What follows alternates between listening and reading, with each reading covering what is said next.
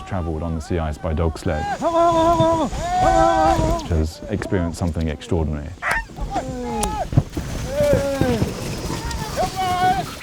Everywhere you look, it is white. You may as well be on another planet. It was amazing for me to go back.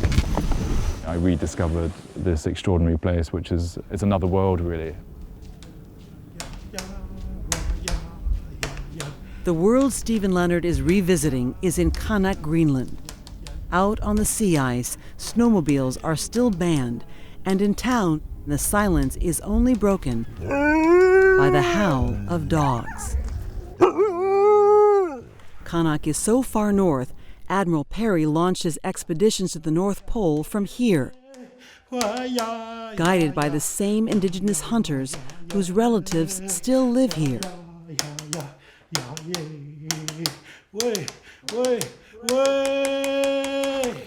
They have the skills to navigate through water so cold it could kill in minutes.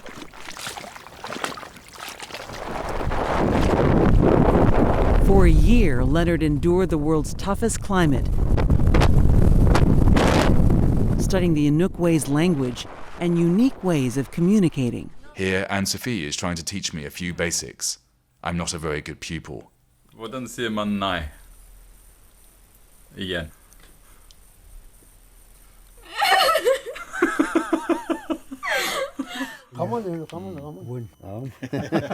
Now his old friends will take him back to a magical place that's literally disappearing. You live with them.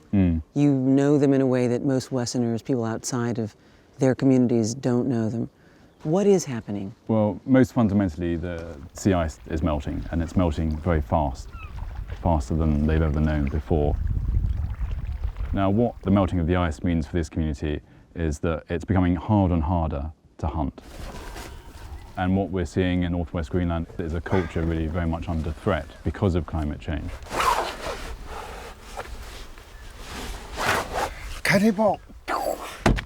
Climate change is a bread and butter issue here.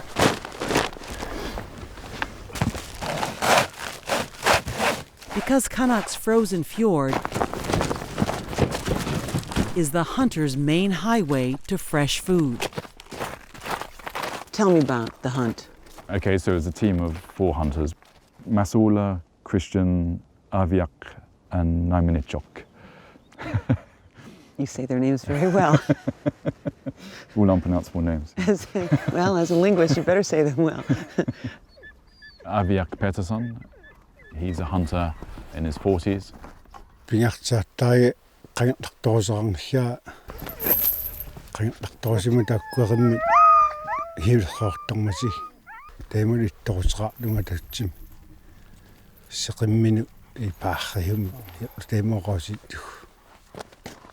The dog is really incredibly important to their culture. Then we have Christian Iper, who's quite a character. He has remarkable knowledge, and he's gone way up north.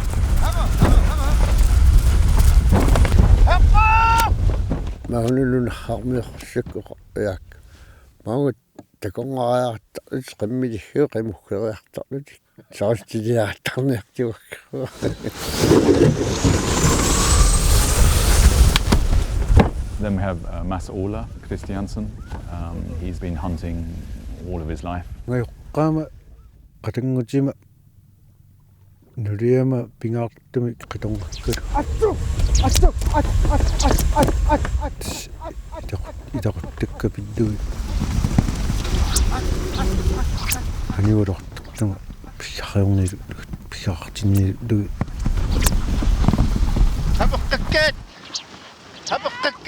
And finally, Naiminichok Peterson, who has been hunting for 35 years. He came along with his grandson, William, who's just 11, and was a very impressive driver of Dogsled. It's a critical skill Naiminichok wants to pass on to his grandson.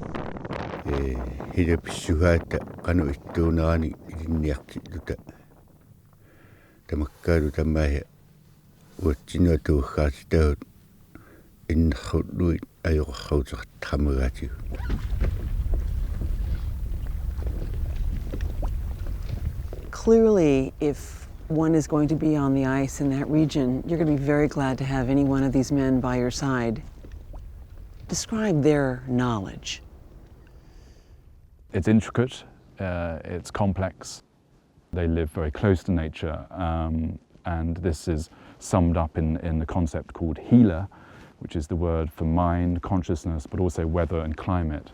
I think for them, climate change is actually a philosophical problem in the sense that they feel that the rest of the world has become too detached from nature.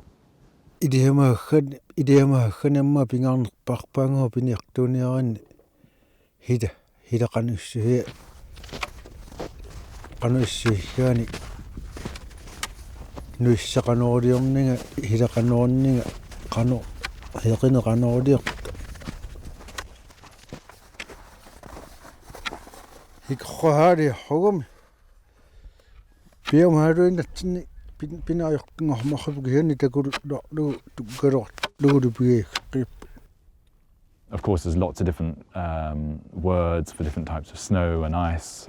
Snow, which is sometimes it looks very hard on the surface, but it's actually very thick, so you can sort of sink down into it. That's called the mangonakto.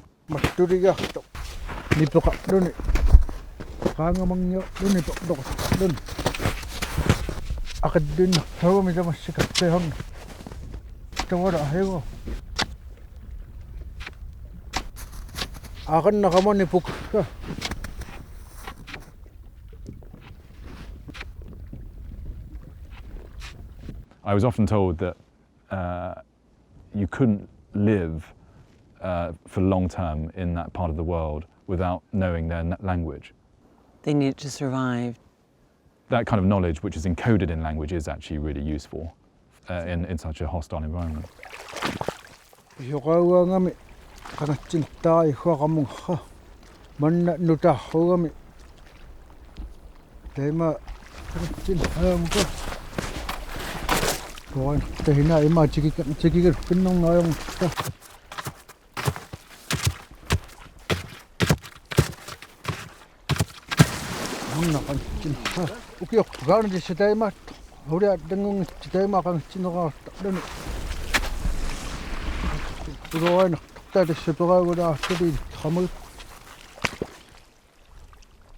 But centuries of accumulated knowledge can't explain what's happening in the Arctic today.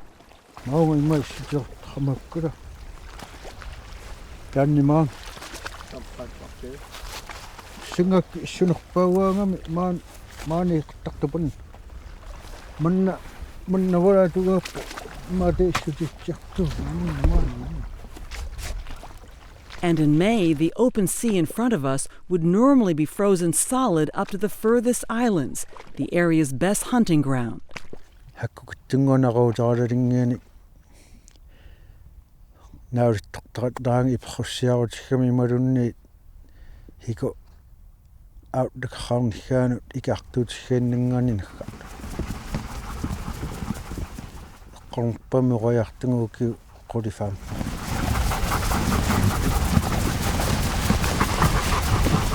When the world becomes unrecognizable, the hunters are forced to turn it on its head.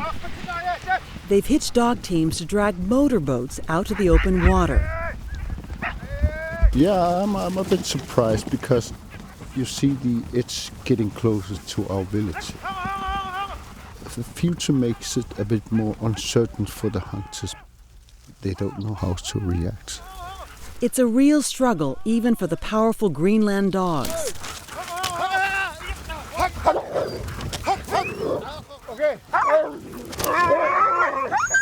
They've been tied to Arctic hunters for 5,000 years on their long march from Siberia to Greenland.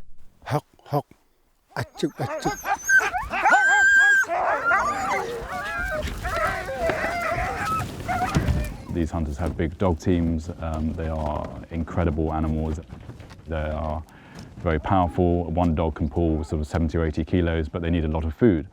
And that food is becoming increasingly hard to come by. Okay. Working with his dog team, Aviak strains to pull their skiff up the final hill.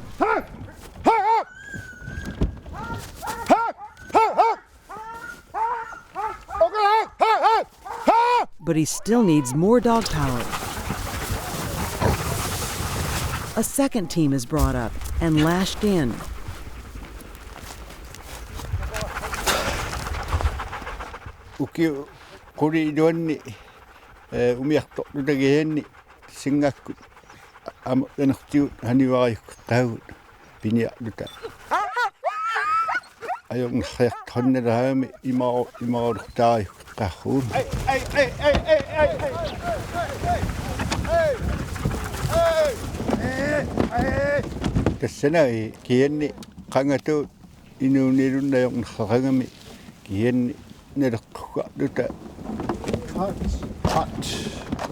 Hot.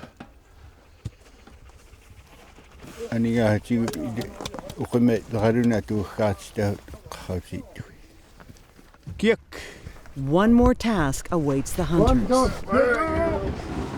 Drop in their boat at midnight when the tide is at its highest.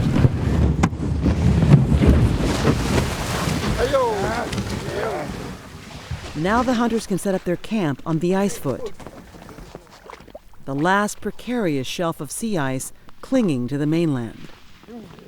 The hardy dogs always sleep on the ice, but they'll be sleeping hungry tonight.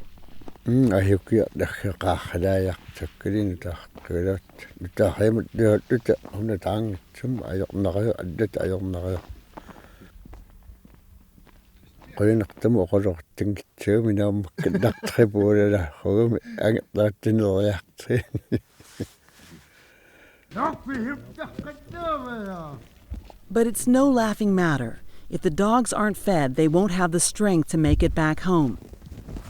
Survival depends on the success of tomorrow's hunt.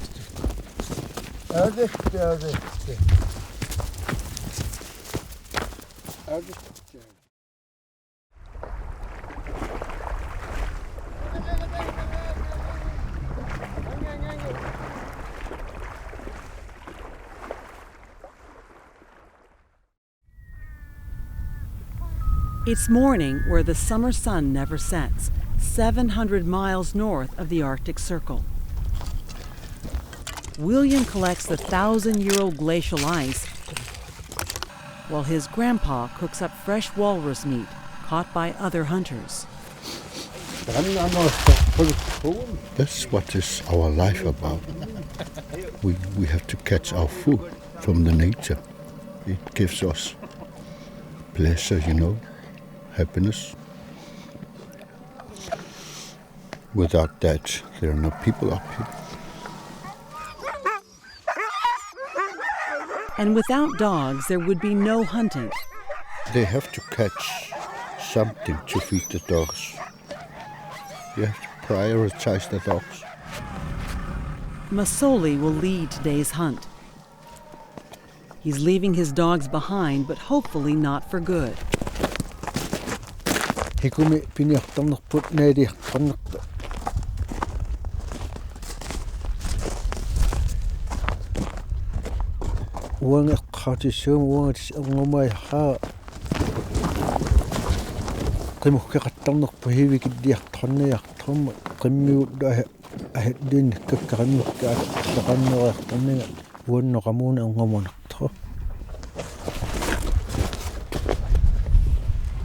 Traditionally, the dogs led the hunters to the seals' breathing holes.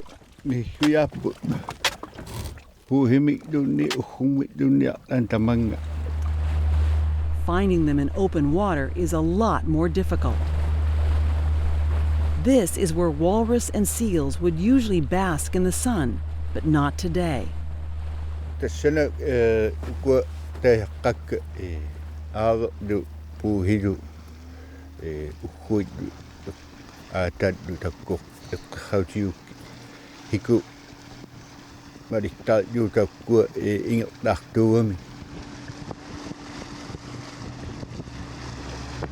Finally, one of the hunters spots a large bearded seal.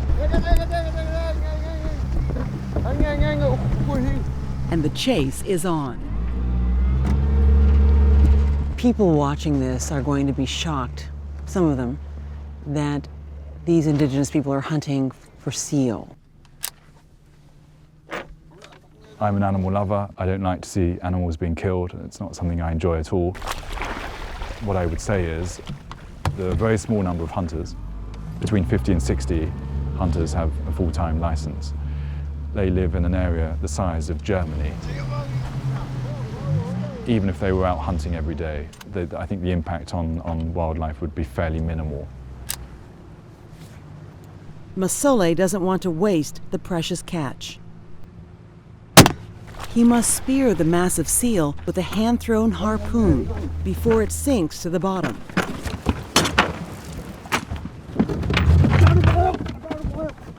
These are people who live, in harmony with nature, and they're interested in going out hunting to get what they need. It is a subsistence mindset. And then they will return to the town or the settlement with the food for their families, and that's it. Relieved they can feed their dogs, the hunters pull into an Arctic ghost town called Kekatakwak. When the supply ship stopped coming, the old hunting post was quickly abandoned. It's an ominous sign of their future, but a convenient place to divide up their kill.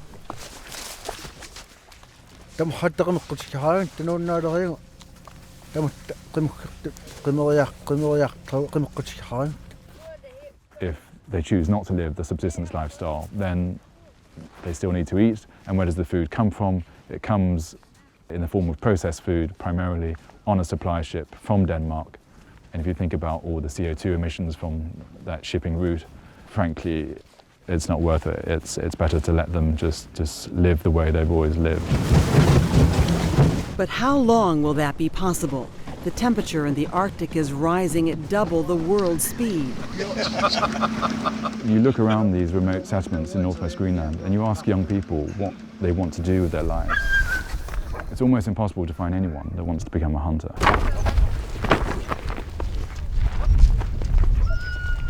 Back on the other side of the sound, the dogs pick up the smell of success.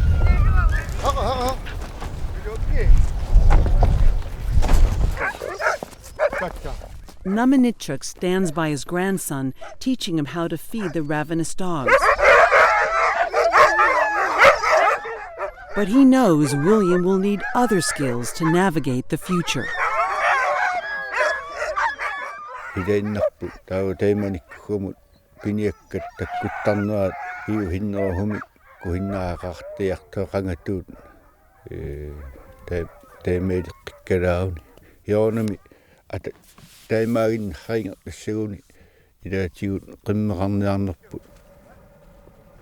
they don't hunt, what do they do?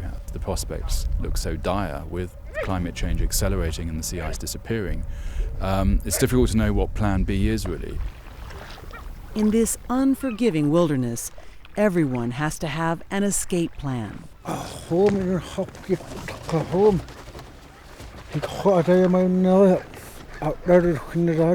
Especially when a sudden spring thaw threatens to sweep the hunter's equipment out to sea.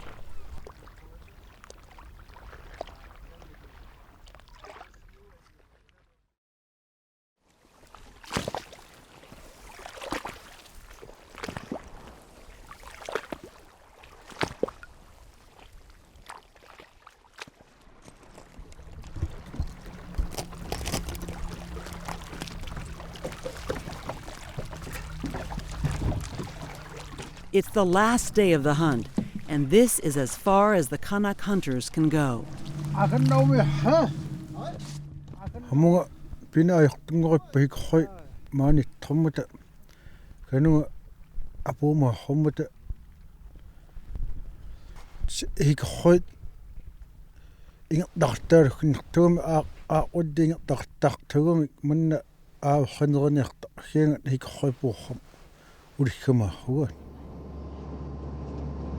Broken sea ice has blocked the way to where they suspect the animals have gathered. Impossible to reach by dog sleds and too dangerous and expensive for their small boats. We were out there for 5 days. We didn't see a single walrus. We saw one bearded seal. And the reason for that is that the sea mammals are retreating with the sea ice. The hunters were surprised, perhaps even shocked, by the fact that there seemed to be very few animals in the region. And there were more shocks to come. On the way back to their campsite, the hunters are forced to maneuver through a shifting maze of ice.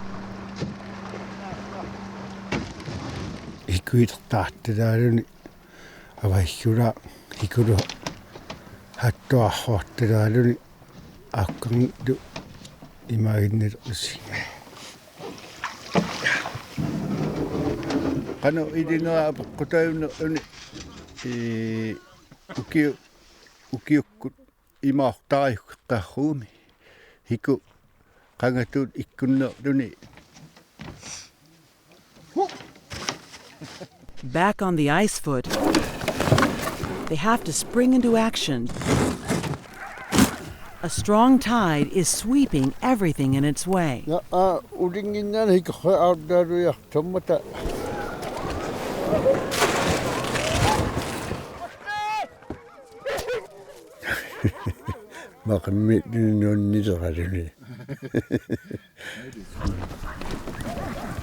Suddenly the shape and face of everything is changing before their own eyes. You are studying a culture that is dying.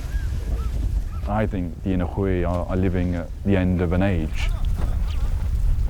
I think what will happen is that the Inuhui will be forced ultimately to give up hunting by dog sledge. And of course that means that a lot of these dogs will have to be killed. And that's a sad story that we've seen up and down the west coast of Greenland over the last 5 or 10 years. But don't tell that to the Kanak hunters.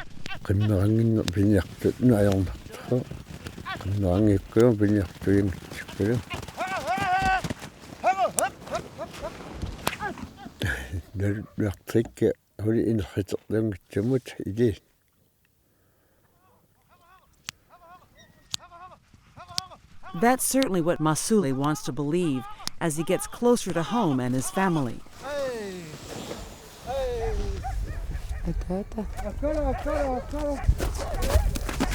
Masule is returning home empty-handed, but in today's world, that's not a crisis. It's rather difficult to find one family now in northwest Greenland which is living from hunting alone. So often what has happened is that the wife has gone out to work in a school or in the community hall or perhaps even the small hospital, and the man will still go out and hunt. Although this hunt wasn't successful, there is still good news at home. Masule's lead dogs have given birth to 6 puppies. They will be the next generation to carry on the dog sledding tradition.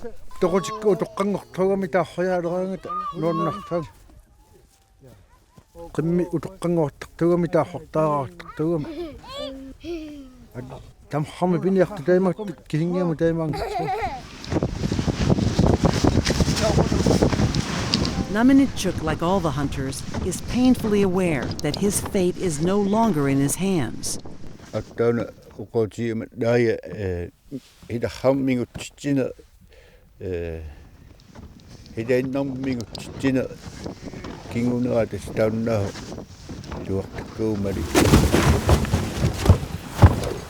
All Naminitchuk can do is share some of the life lessons he's learned with his grandson.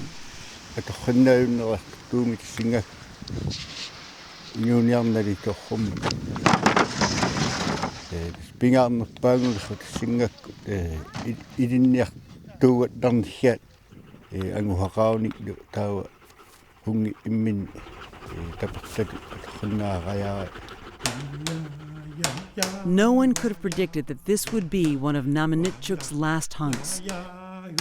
A month after guiding his grandson home, he died from a sudden illness. If this way of life is lost, what is a loss to the world? I think their message is, the clock is ticking. Wake up, world, look at what is happening. If the Greenland ice sheet behind you melts one day, then we know that sea levels will rise 7 meters. That means that London, New York, Netherlands, whole countries are underwater.